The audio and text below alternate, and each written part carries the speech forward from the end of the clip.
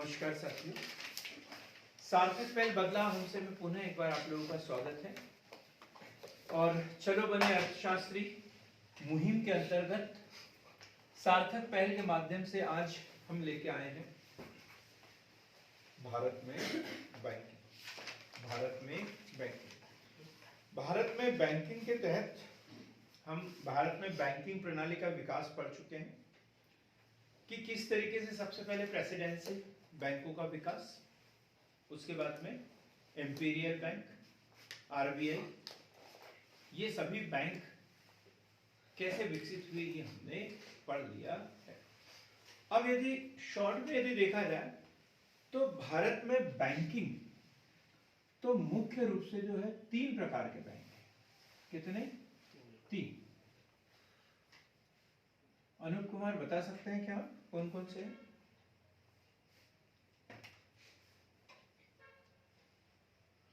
Hello Anoop Kumar, आपसे बोल रहा था, मुझे दिख तो रहे यहां से।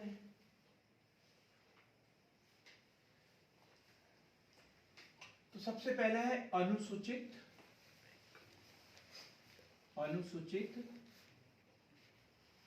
व्यापारिक बैंक। अनुसूचित व्यापारिक बैंक, अनुसूचित व्यापारिक बैंक। कुल मिला के इसके अंतर्गत अनुसूचित, गैर अनुसूचित सभी प्रकार के बैंक इसी श्रृंखला में। ठीक, अनुसूचित व गैर अनुसूचित व्यापारिक बैंक। ठीक है, और इसमें कितने प्रकार के बैंक? इसमें आते हैं तीन प्रकार के। कौन कौन से? राष्ट्रीयकृत, दूसरा निजी बैंक, और एक है क्षेत्रीय ग्रामीण बैंक। क्षेत्रीय ग्रामीण बैंक हो गए ये। कौन से हैं? अनुसूचित बैंक, अनुसूचित व्यापारिक बैंक। इसमें कौन कौन से? राष्ट्रीयकृत बैंक, निजी बैंक और क्षेत्रीय ग्रामीण बैंक। दूसरा जो है वो है अनुसूचित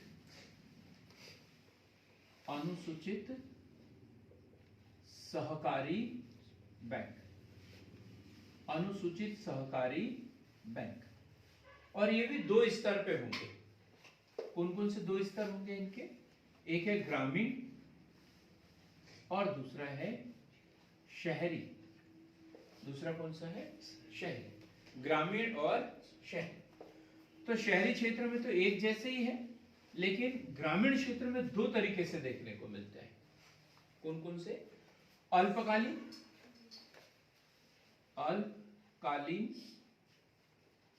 ऋण प्रदान करने वाले, और दूसरा कौन सा? दीर्घकालीन ऋण प्रदान करने वाले। अब अल्पकालीन में कौन कौन से हो गए? सहकारी समिति, पूरी सहकारी समिति। कौन सा? राज्य सहकारी समिति, राज्य सहकारी बैंक,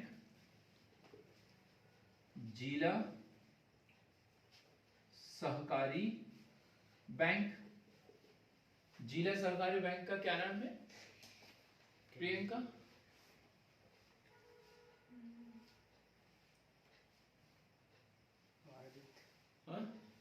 सहकारी मार्केट सर, जिला सहकारी मर्यादित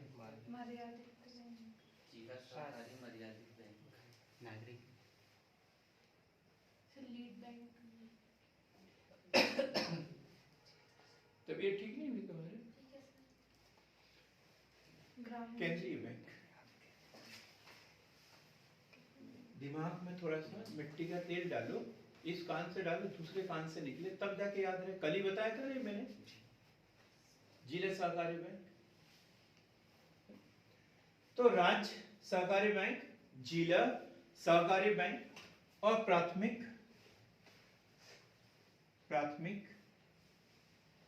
ग्रामीण सहकारी साख समिति। क्या प्राथमिक ग्रामीण सहकारी साख समिति, प्राथमिक समिति है जो गांव में पाई जाती है। ये त्रिस्तरीय होता है, गांव, जिला और राज्य।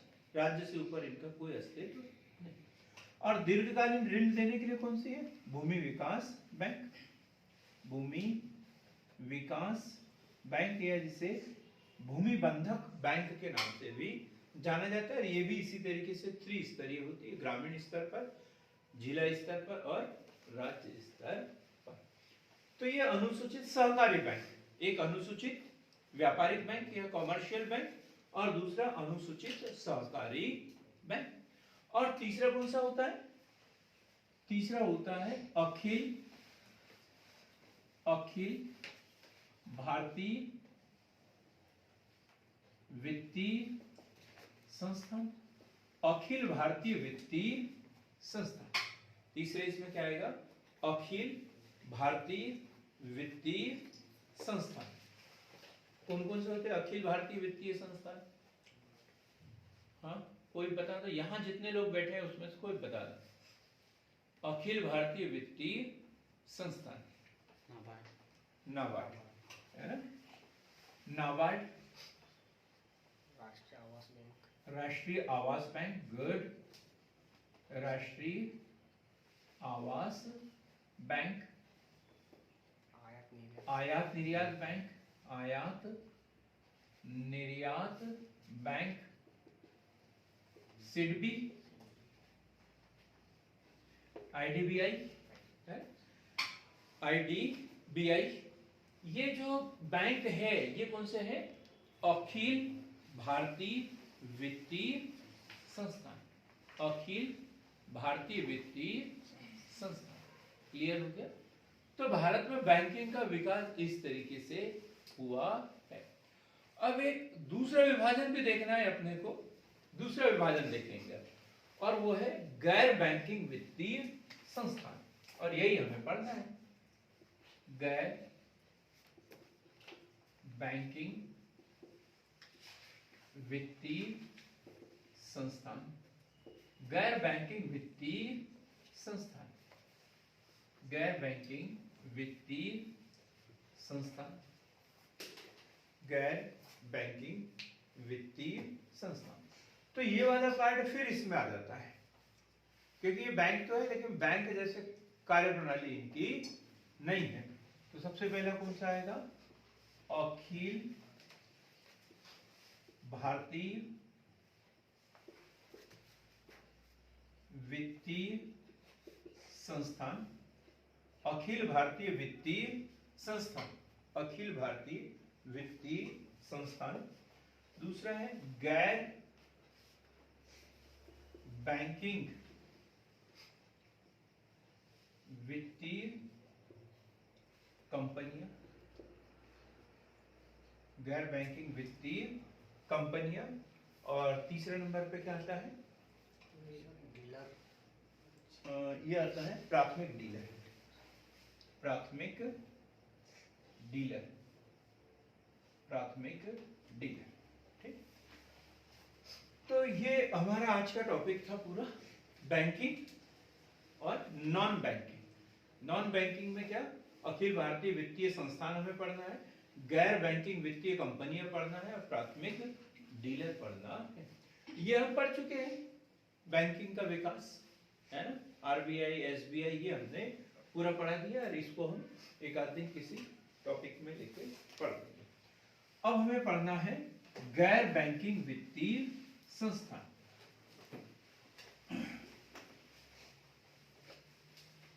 गैर बैंकिंग वित्तीय संस्थान के अंतर्गत सबसे पहले लेते हैं अखिल भारतीय वित्तीय संस्थान, अखिल भारतीय वित्तीय संस्थान।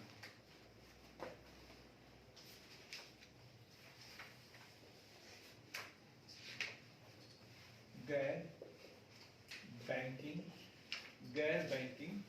वित्तीय संस्थान, वित्तीय संस्थाएं, NBFCs, non banking financial companies, non banking financial companies NBFC।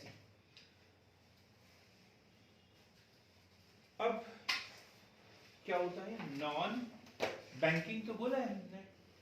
Non banking का मतलब क्या है? जो बैंक नहीं, RBI एक्ट 1934 के अधीन ये काम नहीं करते, इसलिए नॉन बैंकिंग है। यदि उसके अधीन होते तो फिर क्या होती? बैंकिंग। नॉन बैंकिंग है ये। तो ये किसके अधीन काम करती है? किसके अधीन काम करती है? तो ये जो है कंपनी अधिनियम 1956 के अधीन कार्यरत या रेगुलेट। कंपनी अधिनियम 1956, इसी के तहत किसी भी कंपनी को रजिस्ट्रेशन करना होता है। तो कंपनी अधिनियम 1956 के अंतर्गत रेगुलेट होती है या कार्यरत होती है। अब क्या काम करती है ये? क्या काम करती है? मतलब ऋण देना, ऋण देना, देना है ना, सब कुछ करती है। देखो पहले 2-3 लाइन लिख देते हैं। तो कंपनी अधिनियम 1956, कंपनी अधिनियम 1956 के अंतर्गत पंजीकृत वे सभी कंपनियां जो अब जो के बाद में वो लिखना है जो वो करती है, जो वो करती है। जैसे ऋण उपलब्ध कराना, क्या क्या करती है ये?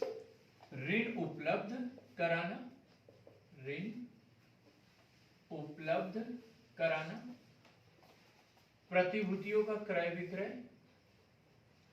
प्रतिभूतियों का क्रय विक्रय, प्रतिभूतियों का क्रय विक्रय, बीमा कारोबार,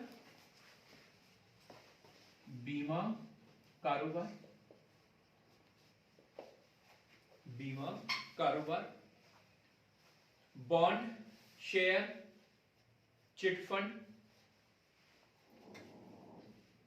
आदि में निवेश करना, विभिन्न प्रकार से जमा स्वीकार करना, विभिन्न प्रकार से जमा स्वीकार करना।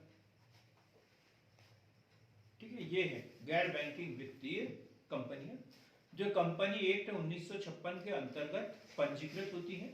और ऐसी कंपनियां जो कंपनी एक्ट 1956 के अंतर्गत पंजीकृत हैं वो विभिन्न प्रकार के ऋणों की व्यवस्था करती है, प्रतिभूतियों का क्रय विक्रय करती है, बीमा कारोबार, चिट फंड आदि में वो निवेश करती है, विभिन्न प्रकार के बॉन्ड वगैरह में निवेश करती है। तो वो सब कंपनियां NBFCs कहलाती है। लेकिन थोड़ा सा अंतर इसमें है, लेकिन ये बैंक नहीं है, लेकिन ये बैंक नहीं है, लेकिन ये बैंक नहीं है। तो क्या नहीं कर सकती फिर ये? मांग पर जमा स्वीकार नहीं कर सकती, मांग पर जमा स्वीकार नहीं कर सकती, मांग पर जमा स्वीकार नहीं कर सकती, डिमांड ड्राफ्ट जारी नहीं कर सकती और चेक जारी नहीं कर सकती। डिमांड ड्राफ्ट जारी नहीं कर सकती और चेक जारी नहीं कर सकती। मतलब ऐसा इसमें क्या, लंबे समय के लिए निवेश तो लोग बाग कर सकते हैं पैसा, लेकिन ऐसा नहीं कि आज जमा किया कल निकाल लिया, ऐसा कोई निवेश इसमें हो सकता है क्या? ऐसा कोई पैसा जैसे हमारा चालू खाता होता है ना बैंक में, ऐसा चालू खाता इसमें नहीं हो सकता। जैसे LIC वगैरह में होता है, उसमें हम पैसा जमा तो करते हैं किस्त वाइज, लेकिन ऐसा होता है कि आज डाले कल निकाल लिए परसों निकाल लिए, ऐसा होता है क्या? नहीं। तो ये एनबीएफसी में यही है, मांग पर जमा स्वीकार नहीं कर, ठीक है। डिमांड ड्राफ्ट जारी नहीं कर सकती, चेक जारी नहीं कर सकती, ये काम है बैंक। ये काम किसके है? Bank.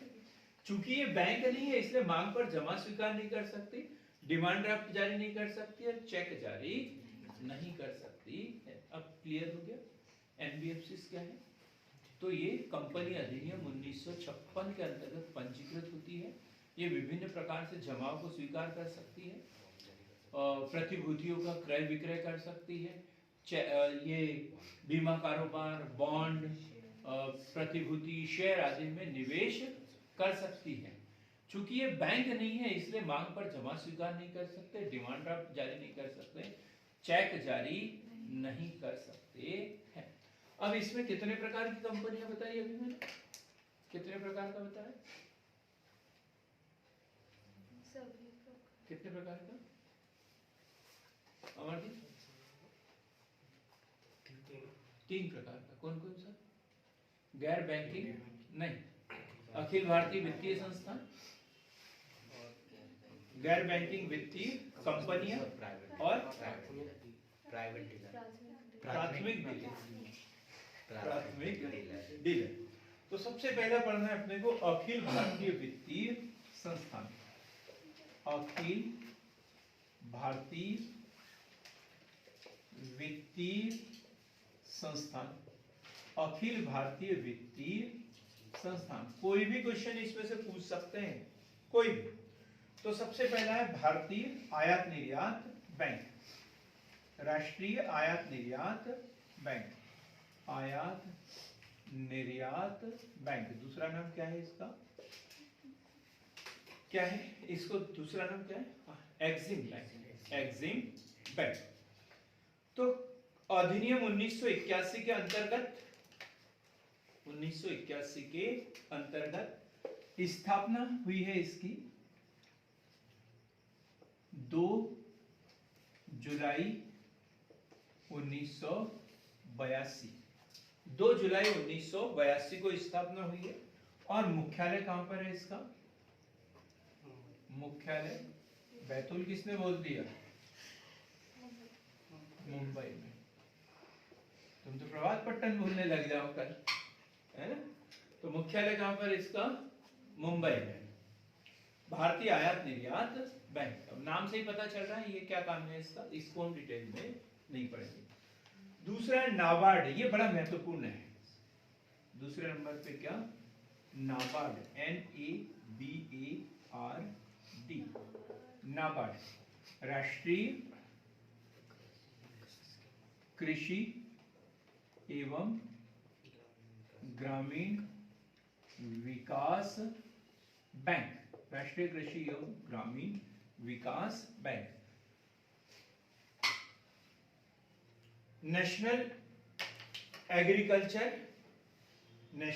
Agriculture bank of rural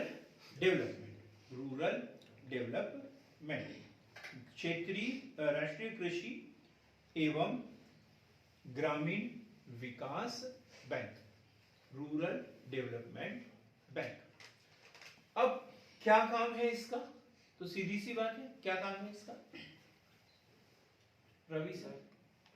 sir कृषि से संबंधित ऋण उपलब्ध कराना। हाँ, बहुत बढ़िया। यहाँ जो सामने बैठते हैं इनसे क्या बदबू आती है क्या आप लोगों को? हाँ? कितनी बार बोला मैंने, कितनी पीछे मत बैठा करो, नहा के आया करो भाई आप लोग सामने बैठने वाले। राष्ट्रीय कृषि एवं ग्रामीण विकास बैंक, क्या बताया सर? मतलब जैसे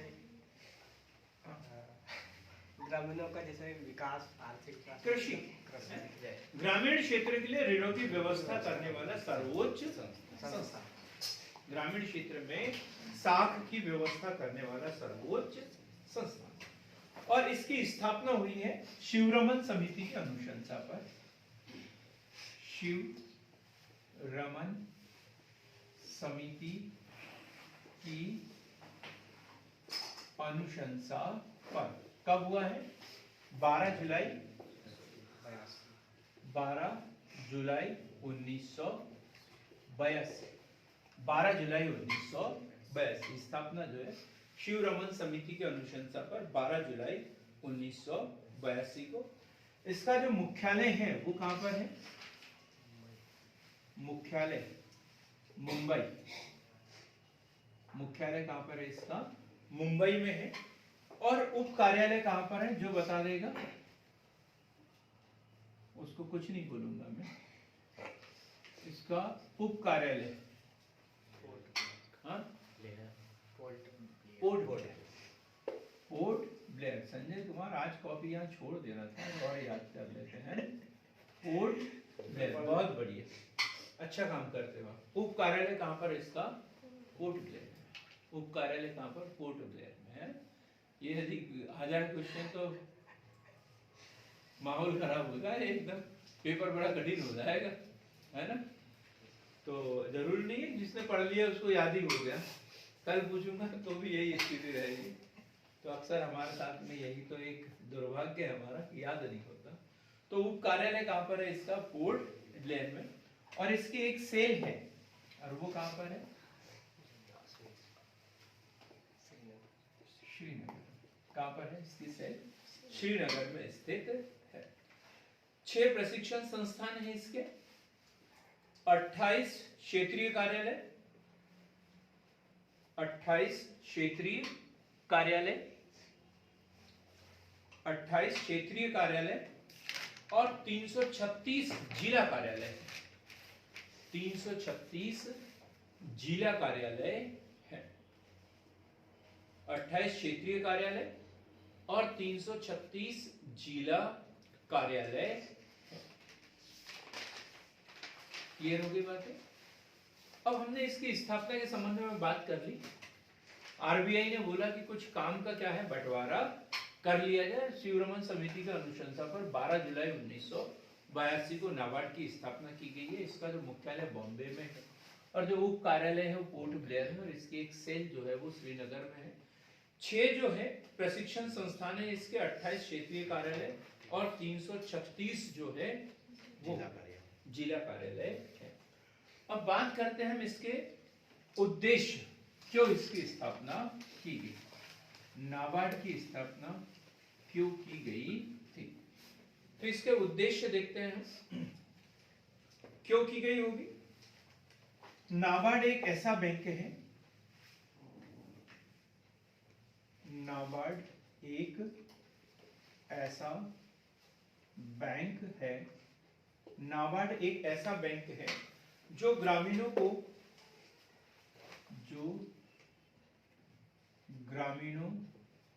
को उनके विकास, अब सिर्फ कृषि तो नहीं बोला इसमें हमने, सिर्फ कृषि बोला था हमने नहीं, जो ग्रामीणों को उनके विकास एवं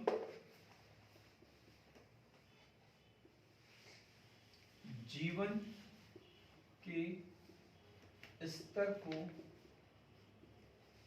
सुधार करने के लिए ऋणों की व्यवस्था करता है, ऋण उपलब्ध कराता है। जीवन स्तर को सुधार करने के लिए, और माइक्रो फाइनेंस वगैरह पढ़ते हैं ना ग्रामीण क्षेत्र में, सब इसी के अंतर्गत आता है, नाबार्ड के अंतर्गत ही आता है। ये जो हम स्व सहायता समूह ये वो सब इसी से संबंधित संस्था है। ठीक, केसीसी का जो कॉन्सेप्ट लेके आए थे किसानों के लिए, वो नाबार्ड ही लेके आया था। अब तो व्यापारिक बैंक भी देते हैं, लेकिन ये कॉन्सेप्ट कौन लेके आया था? नाबार्ड ही लेके आया। बात समझ में आ रही क्या कहना चाह रहा हूं मैं? तो नाबार्ड एक ऐसा बैंक है जो ग्रामीणों को उनके विकास और जीवन के स्तर को सुधार करने के लिए ऋणों की व्यवस्था करता है। वैसे राष्ट्रीय कृषि एवं ग्रामीण विकास की बात की है। ग्रामीण क्षेत्र में जरूर नहीं है कि किसान ही लोग रहते हैं, भूमिहीन लोग भी हो सकते, तो उन सब के लिए ऋणों की व्यवस्था करना इसका काम है, इसका परम धर्म है। कल ही फिल्म देखी थी परम धर्म, मैंने सोचा उसका भी नाम ले लूं। तो नाबार्ड एक ऐसा बैंक जो ग्रामीणों को उनके विकास एवं जीवन के स्तर को सुधार करने के लिए ऋण उपलब्ध कराता है। अब इसके हम कार्य देख लेते हैं। नाबार्ड के कार्य कौन कौन से करते हैं, ये सेपरेट क्वेश्चन आता है, ठीक है, हमें पता होना चाहिए। तो ग्रामीण क्षेत्र में ऋणदाता संस्थाओं को ग्रामीण क्षेत्र में ऋण दाता संस्थाओं को पुनर्वित्त की सुविधा प्रदान करना। पुनर्वित्त की सुविधा प्रदान करना। निधि क्या होता है पुनर्वित्त की सुविधा प्रदान करना?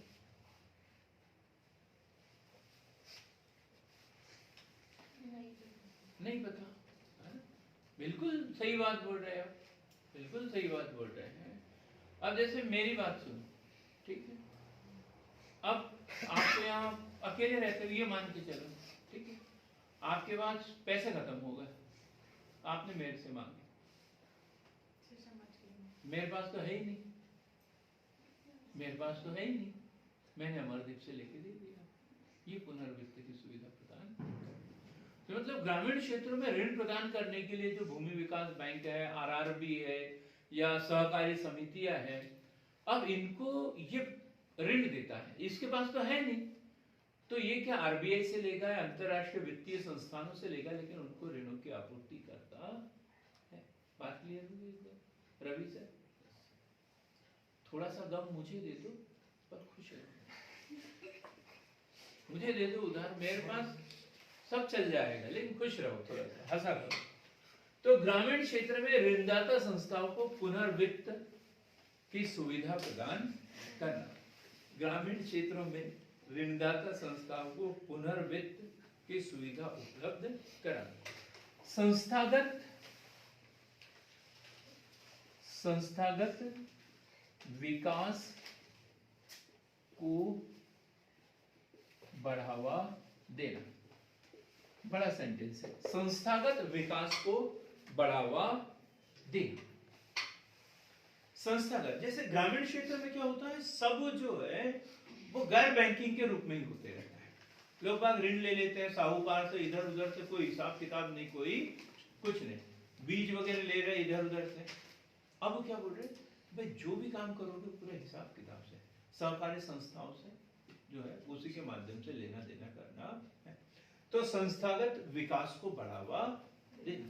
गरीब से गरीब व्यक्ति, उसका भी बैंक अकाउंट हो, उसको भी पता हो कि उसने कितना प्राप्त किया है, कितना खर्च किया है, कितना ऋण लिया है, कितना उसे चुकाना है। ऐसा नहीं कि एक बार ले लिया और पीढ़ियों तक चुकाते जा रहे हैं। पहले होता था ना साहूकारों के जमाने में, एक बार ऋण ले लेते थे तो फिर वो कभी चुकता नहीं होता था। क्लाइंट बैंकों का मूल्यांकन, निगरानी व निरीक्षण करना। क्लाइंट बैंकों का निरीक्षण, निगरानी व मूल्यांकन करना। ये तीनों शब्द एक ही है कि अलग अलग है? निरीक्षण, निगरानी, मूल्यांकन अलग अलग है। तो निगरानी करना मतलब देखना कि किस तरीके से काम करते हैं, निरीक्षण करना मतलब गलती वगैरह हो तो देखना, और मूल्यांकन मतलब इन्होंने जो काम किया है वो कितना परसेंट सही हुआ है, जो टारगेट दिया था उसके अनुसार हुआ है या नहीं। तो मूल्यांकन करना कि इसके आधार पर ग्रेड देना कि आपने बहुत अच्छा किया, आपको और अधिक करने की जरूरत है। इस तरीके से क्लाइंट बैंक मतलब इसके अधीनस्थ जो बैंक आते हैं, जिनको ये पुनर्वित्त की सुविधा उपलब्ध कराता है, उन बैंकों का ये निरीक्षण भी करता है, उनकी निगरानी भी करता है, मूल्यांकन भी करता है, मार्गदर्शन भी देता है, सलाह भी देता है। ग्रामीण क्षेत्रों में विभिन्न विकासात्मक गतिविधियों को, ग्रामीण क्षेत्रों में विभिन्न विकासात्मक गतिविधियों को बढ़ावा देने के लिए संस्थागत निवेश और उत्पादक ऋण उपलब्ध कराते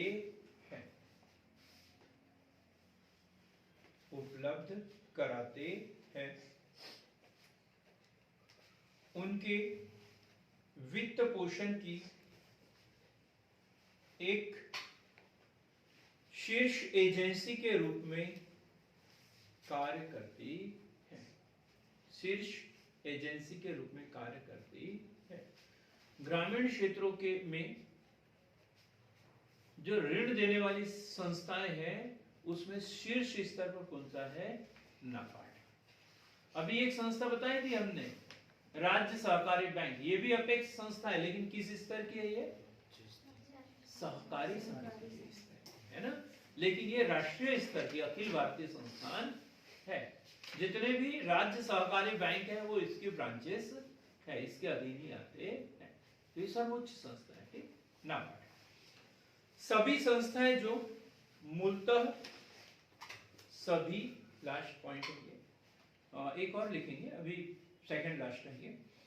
तो सभी संस्थाएं जो मूलतः जमीनी स्तर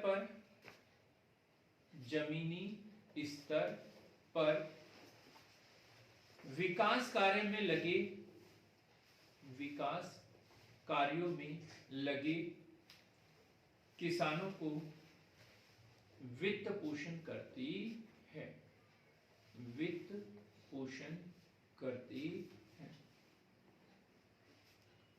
सभी संस्थाएं मतलब भूमि विकास बैंक, ग्रामीण सहकारी समितियां, आरआरबी, अन्य कोई संस्थान है, उनको भी ये वित्त उपलब्ध कराती है। माइक्रो फाइनेंस, लास्ट पॉइंट है। माइक्रो फाइनेंस के क्षेत्र में कार्य करने वाली सबसे बड़ी संस्था है। माइक्रो फाइनेंस किसी को पढ़ना हो तो हमारा जो शॉर्ट वीडियो है वो देख लेंगे। माइक्रो फाइनेंस क्लियर हो गया? क्षेत्रीय ग्रामीण विकास बैंक। अब अगली संस्था के रूप में पढ़ेंगे हम राष्ट्रीय आवास बैंक। राष्ट्रीय आवास बैंक, राष्ट्रीय आवास बैंक, राष्ट्रीय आवास बैंक अधिनियम, राष्ट्रीय आवास बैंक अधिनियम कब बना था? 1987 के अधीन 1988। कब हुई है इसकी स्थापना? 1988 में। ये कंफ्यूज होते हैं 1982 88 इसमें कंफ्यूज होते रहते हैं, तो याद रखना बराबर। 9 जुलाई 1988। कब? 9 जुलाई 1988। 9 जुलाई 1988 को इसकी स्थापना की गई। मुख्यालय कहां पर होगा इसका? मुख्यालय आप लोग बताया करो तो आप लोगों के गांव में कर देंगे क्या? जो जहां बताएगा वही कर देंगे। किसी ने नहीं बताया तो फिर नहीं लिख दिया मैंने। कुछ नहीं बताओगे आप लोग तो मैं अपने मन से लिख दूंगा, नहीं तो आप बताओगे तो आपके हिसाब से। तो मुख्यालय कहां पर है इसका? नई दिल्ली में। क्यों की गई थी इसकी स्थापना? क्या है उद्देश्य इसका? उद्देश्य मूलभूत आवश्यकताएं, रोटी कपड़ा और मकान। तो आवास बैंक ही आवास बैंक है। आज मैंने कॉलेज में पूछा था एक से कि हमारे जीवन की मूलभूत आवश्यकता क्या, सबसे महत्वपूर्ण आवश्यकता क्या है? क्या बोला होगा उसने? सर रोटी कपड़ा और यही तो रहता है सर। रोटी कपड़ा और मकान ही रहता है। आपके जीवन की मूलभूत आवश्यकता क्या है? सर मेरे तो यही रहेगा सर। तुम्हारे जीवन की मूलभूत आवश्यकता है गुटखा खाने वाले लोग, गुटखा खाने वाले लोग हैं। क्योंकि आपने बोला था कि मेरा बिजनेस क्या है, काम क्या करता हूँ मैं, पान मसाला बेचता हूँ, यही बताया था ना आपने। कब तक बेचोगे आप? जब तक नौकरी नहीं लगेगी। नहीं जी, जब तक लोग बाग खाते रहेंगे, खाते थे। जब तक खाते रहेंगे तब तक आप बेचते रहोगे। वो खाना बंद कर देंगे, आप बेचना बंद कर दोगे।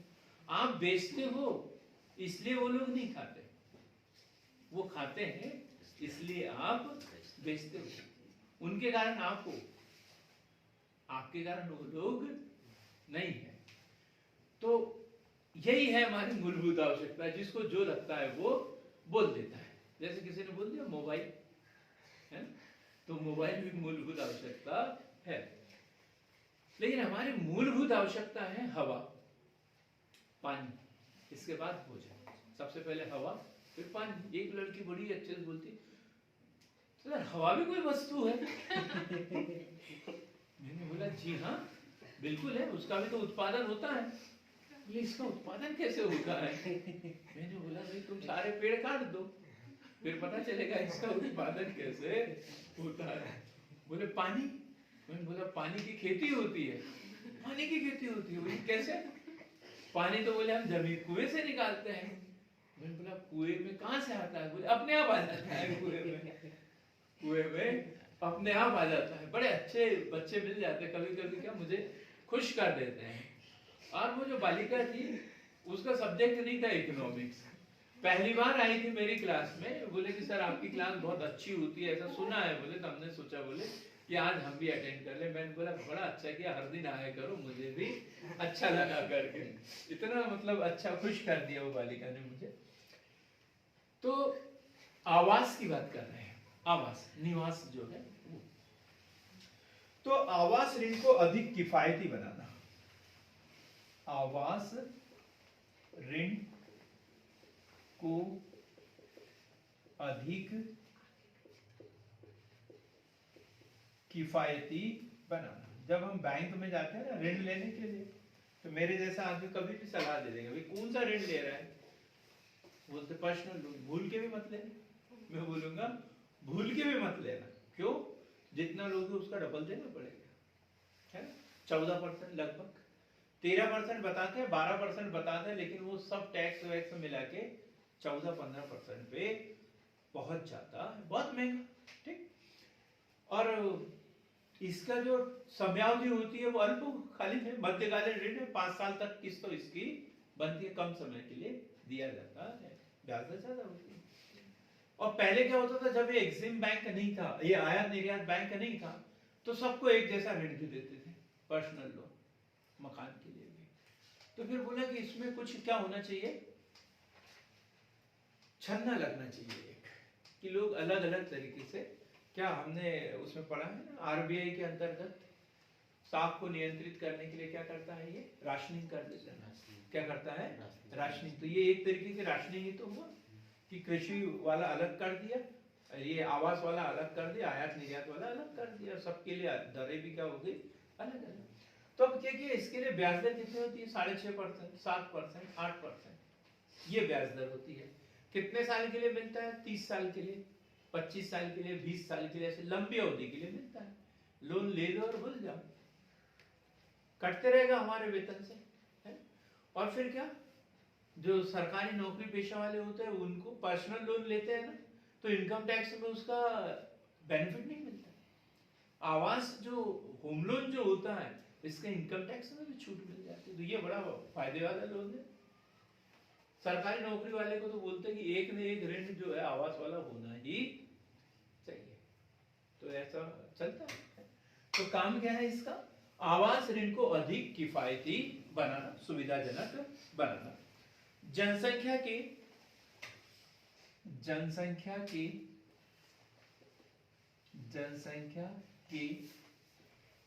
सभी वर्गों, जनसंख्या के सभी वर्गों के लिए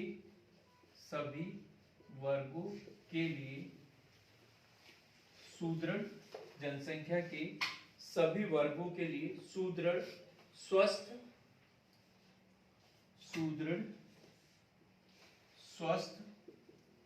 व्यावहारिक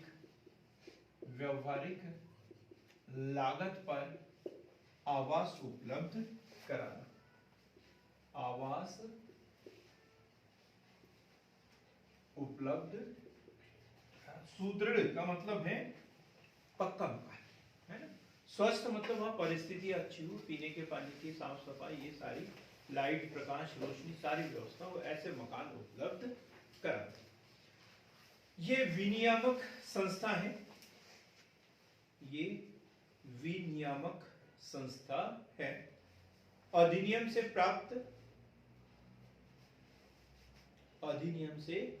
प्राप्त तथा प्रादेशिक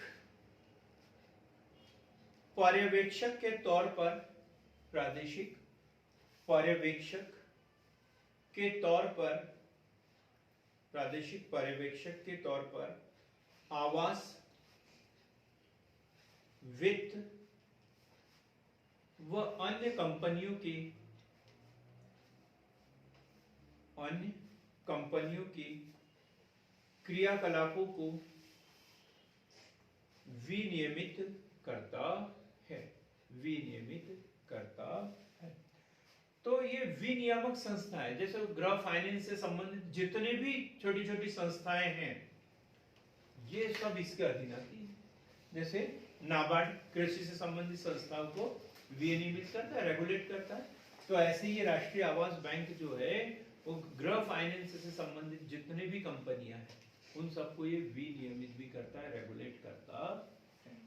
समझ में आ रही बात आपकी? पक्को में? ठीक है, बहुत अच्छा। अब हम पढ़ेंगे सिडबी। ये क्वेश्चन अक्सर पूछा जाता है सिडबी के बारे में।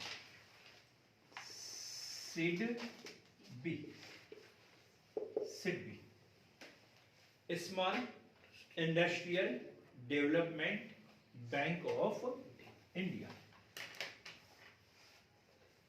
स्मॉल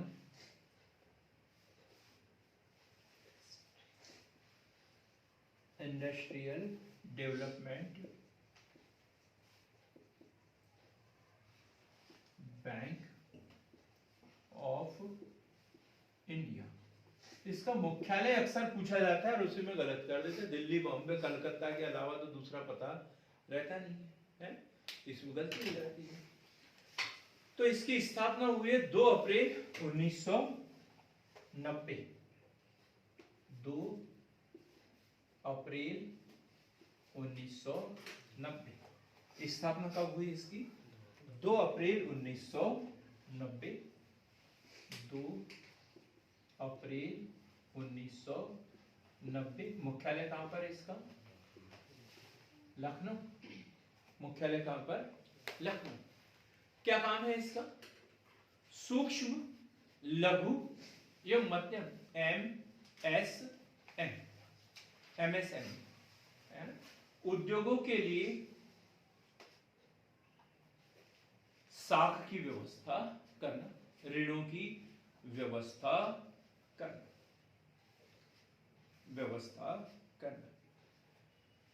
ये केवल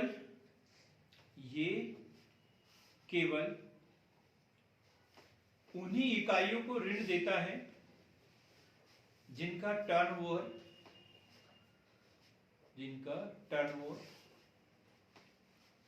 10,000 करोड़ से कम है। 10,000 करोड़ से कम है, जिनका टर्नओवर 10,000 करोड़ से कम है। क्लियर होगी बात? सूक्ष्म, लघु एवं मध्यम उद्योगों के लिए सिडबी 1990 में इसकी स्थापना हुई। मुख्यालय कहां पर? लखनऊ। अब हम देखेंगे IDBI। IDBI 5वें नंबर पे IDBI industrial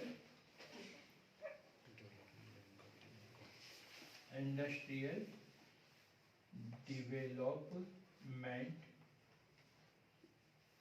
bank of India. Industrial development bank of India. स्थापना कब हुई इसकी? 1964। 1964 1964 1 जुलाई 1964 भारतीय औद्योगिक विकास बैंक, भारतीय औद्योगिक विकास बैंक स्थापना 1 जुलाई 1964। मुख्यालय कहां पर है दीक्षा?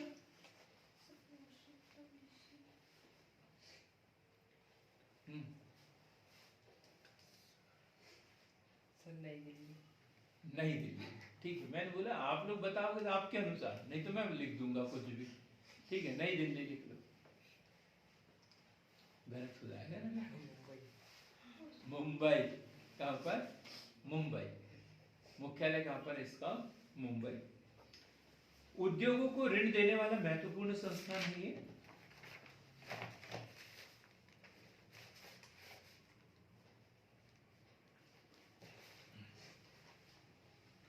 आईडीबीआई की स्थापना पूर्ण स्वामित्व वाली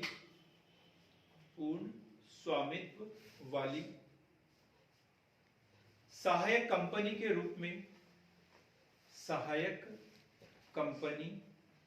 रूप में संसद के अधिनियम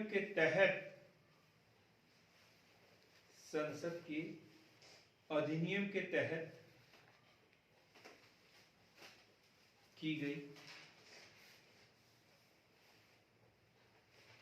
वह कंपनी अधिनियम 1956 के तहत इसका पंजीयन किया गया है।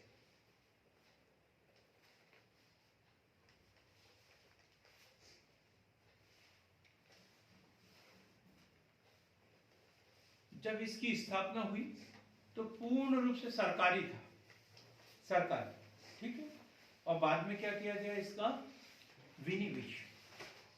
विनिवेश किया गया। क्या किया गया प्रियंका? विनिवेश। ये तो मैंने बोला, आप क्या बोल रहे हो? नहीं, कुछ बोलो ना, कुछ बोलो, आप भी बोलो। नहीं निधि, आप बोलो क्या किया गया? प्राइवेटाइजेशन किया गया, है ना। 25% निजीकरण किया गया, ठीक है, लिखेंगे इसे। हाँ जी।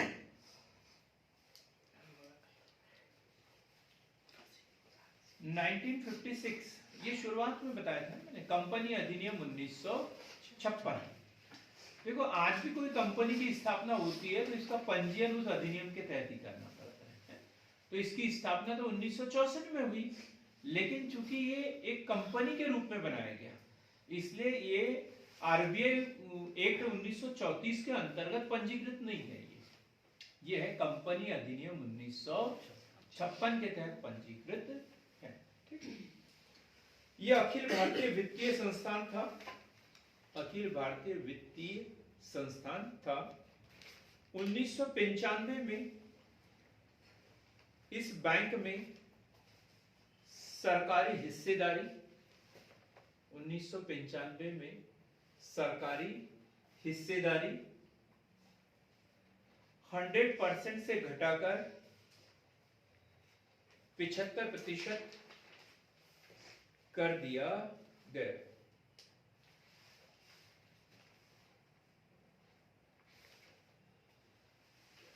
और एक महत्वपूर्ण परिवर्तन कब किया गया? सितंबर 2004।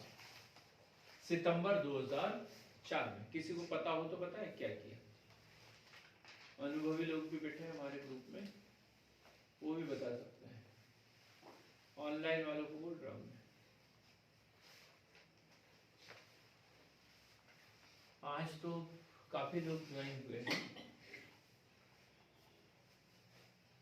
कल के हेलो का थोड़ा सा असर हुआ है, यहां पर भी इजाफा हुआ।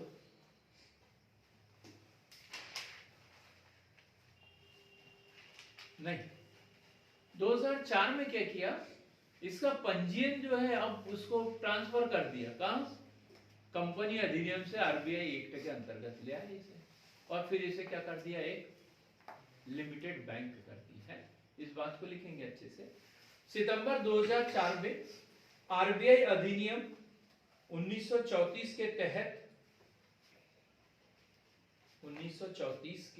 तहत आईडीबीआई को अनुसूचित बैंक के रूप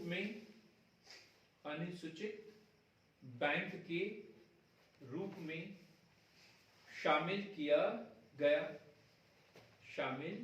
किया गया। वह इसका नाम क्या है? अभी इसका नाम आईडीबीआई लिमिटेड रखा गया। अभी किसके पास है इसकी हिस्सेदारी?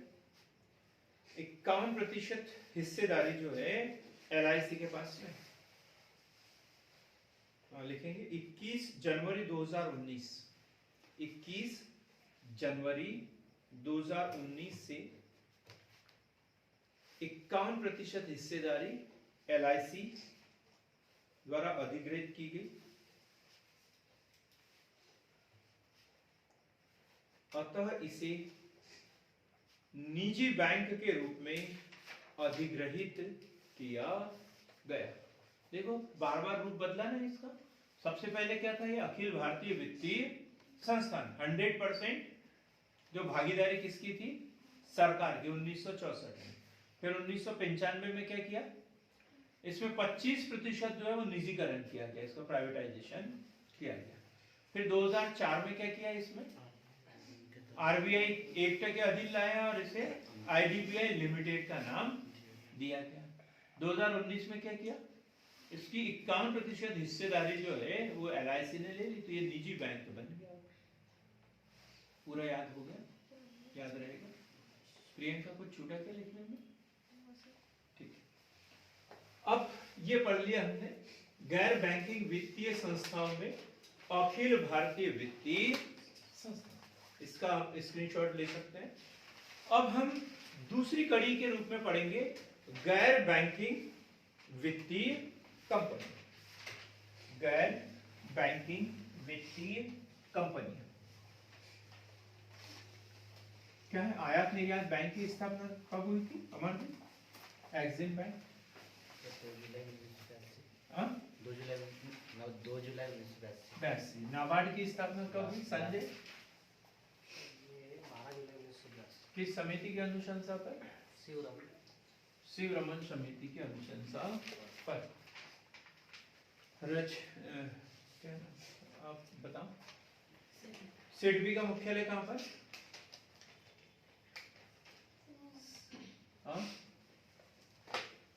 सिडबी का मुख्यालय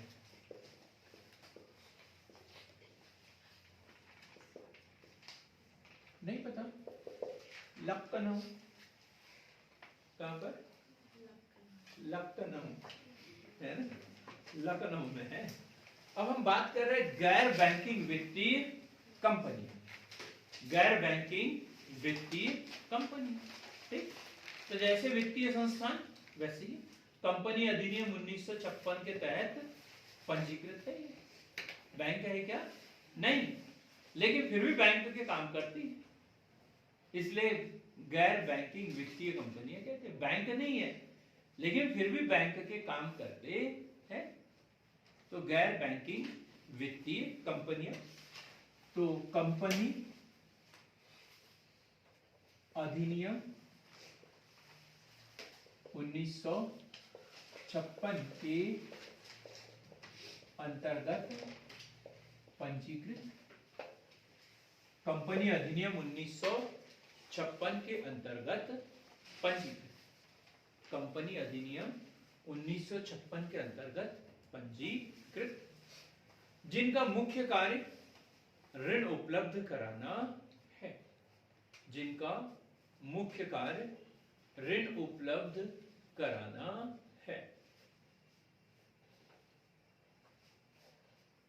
सामान्यतः ऐसी वित्तीय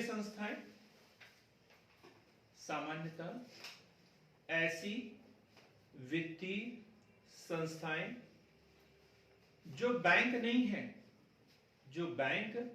नहीं है किंतु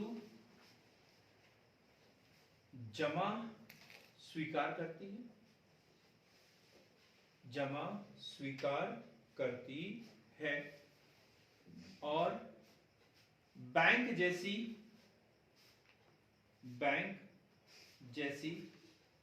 सुविधाएं प्रदान करती है। बैंक जैसी सुविधाएं प्रदान करती है। ये दो प्रकार की होती है। कितने प्रकार की? दो प्रकार की।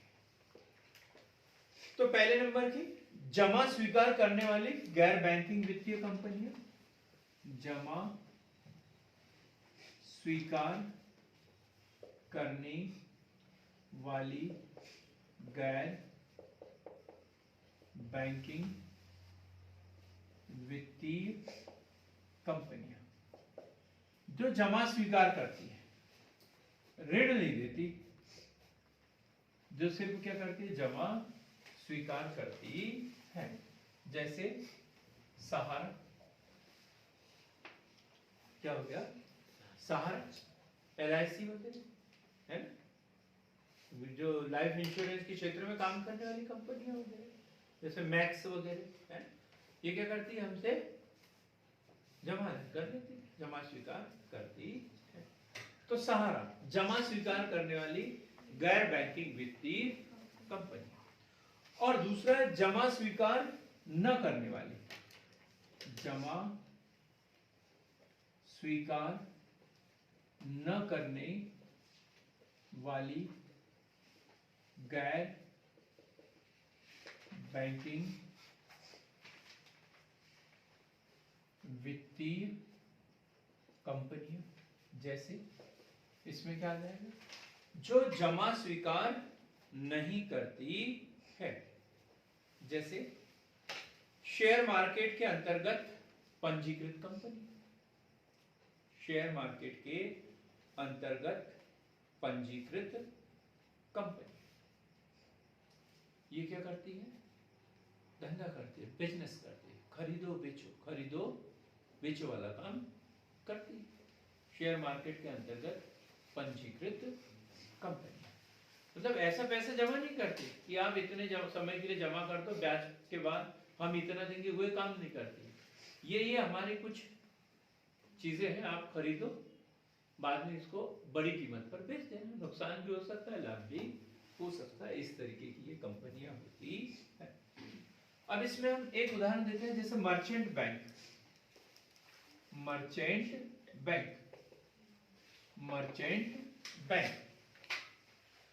सेबी के नियंत्रण में कार्य करते हैं, मर्चेंट बैंक होते हैं। ठीक। चिटफंड कंपनियां, चिट फंड कंपनियां किसके अधीन काम करती है? चिटफंड कंपनी, ये तो सेबी के अधीन होता है, और ये राज्य सरकार। दक्षिण भारत में बड़ा अच्छा इतिहास है चिटफंड कंपनियों का।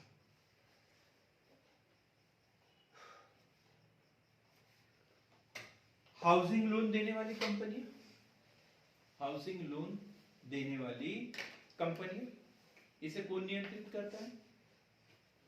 राष्ट्रीय आवास बैंक। राष्ट्रीय आवास बैंक, जैसे अभी यहाँ पर है ना, होम गृह फाइनेंस, और मैंने किस कंपनी से लिया?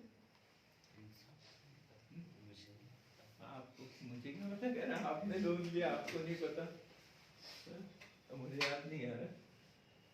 तो हाउसिंग लोन वाली कंपनी, इसका नियंत्रण कौन? राष्ट्रीय आवास बैंक। इंश्योरेंस कंपनियां भी होती है, जो IRDA द्वारा नियंत्रित होती है। IRDA के द्वारा नियंत्रित होती है। क्लियर हो गया? गैर बैंकिंग वित्तीय कंपनी, जो कंपनी अधिनियम 1956 के अंतर्गत पंजीकृत होती है, और इनका मुख्य कार्य ऋण उपलब्ध कराना है। अर्थात ऐसी कंपनियां जो बैंक नहीं है, इसके बावजूद लोगों की जमा को स्वीकार करती है और बैंक जैसी सुविधाएं प्रदान करती है। दो प्रकार की होती है, तो एक जमा स्वीकार करने वाली वित्तीय कंपनी और जमा स्वीकार न करने वाली वित्तीय कंपनी। जैसे merchant bank, chit fund, housing finance कंपनियां, इंश्योरेंस कंपनियां आदि। और ये अलग अलग कंपनियां जो है अलग अलग किसी हायर संस्थान द्वारा उसका नियंत्रण किया जाता है। अब हमें पढ़ना है प्राथमिक डीलर। प्राथमिक डीलर, प्राथमिक डीलर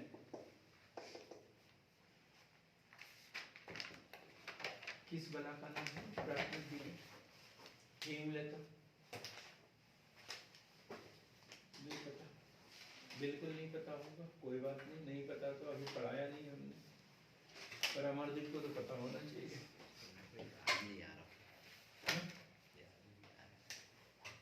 अब आपने तो भाई चैंपियन लिया है तो नहीं, कैंपस लिया, क्या लिया आपने? कैंपस लिया है तो कहाँ से याद आएगा, है ना? तो प्राथमिक डीलर नहीं पता है सबको? ऑनलाइन वाला कोई बताएगा क्या प्राथमिक डीलर? प्राथमिक डीलर सर वो लोगों को तो नहीं बोलते, वो मतलब ना, नहीं सर, वो एजेंट बोलते हैं। हाँ वही आपका ब्लैक बैक अच्छा, नहीं वो नहीं है। प्राथमिक डीलर आरबीआई के पास, प्राथमिक डीलर आरबीआई के पास पंजीकृत ऐसी संस्थाएं हैं, ऐसी संस्थाएं हैं जो सरकारी प्रतिभूतियों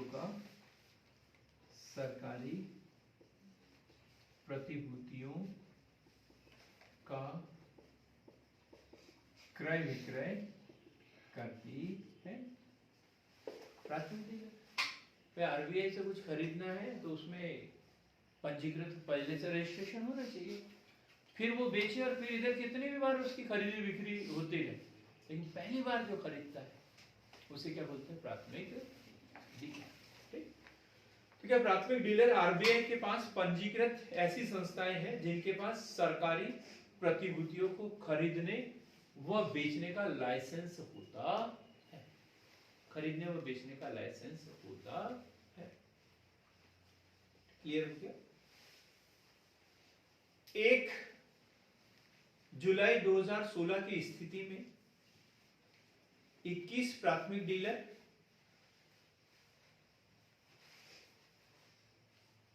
14 बैंक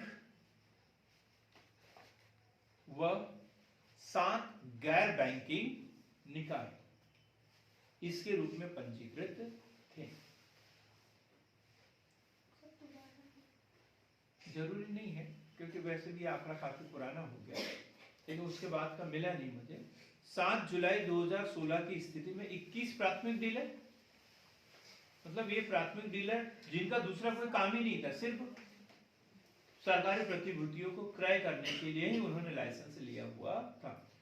14 बैंक भी थे जिन्होंने भी पंजीकृत करवा के रखा था कि हम भी प्राथमिक डीलर के रूप में काम करेंगे, मतलब सरकारी प्रतिभूतियों का क्रय विक्रय करेंगे।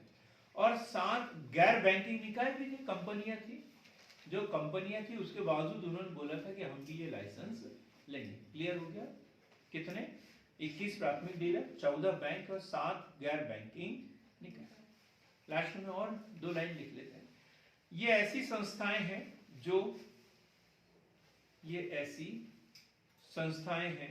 जो सीधे आरबीआई से क्रय करके प्रतिभूतियों का पुनः विक्रय कर देती है। पुनः विक्रय कर देती है। तो इस तरीके से आज हमने 2-3 चीजें पढ़ी। क्या पढ़ा? गैर बैंकिंग वित्तीय संस्था, इसके अंतर्गत पढ़ा हमने अखिल भारतीय वित्तीय संस्थान, आयात निर्यात बैंक, एक्सिम बैंक, नाबार्ड, राष्ट्रीय आवास बैंक, सिडबी, IDBI। गैर बैंकिंग वित्तीय कंपनियों के बारे में पढ़ा, जो कि कंपनी अधिनियम 1956 के अंतर्गत पंजीकृत होती है, बैंक न होते हुए भी बैंकिंग का कार्य करती है। और फिर प्राथमिक डीलर, आरबीआई के पास में पंजीकृत ऐसी कंपनियां जो सरकारी प्रतिभूतियों का क्रय विक्रय करने के लिए लाइसेंस प्राप्त करती है। क्लियर हो गया? ऐसे महत्वपूर्ण जानकारी के लिए सार्थक पहल के साथ में जुड़िए, सार्थक पहल का हिस्सा बनिए। हमारे चैनल को जिसने अभी तक भी सब्सक्राइब नहीं किया है, जो पहली बार जुड़े हुए हमारे चैनल को सब्सक्राइब कीजिए, ताकि अगला वीडियो जो है वो आप लोगों को प्राप्त हो सके। बहुत बहुत धन्यवाद।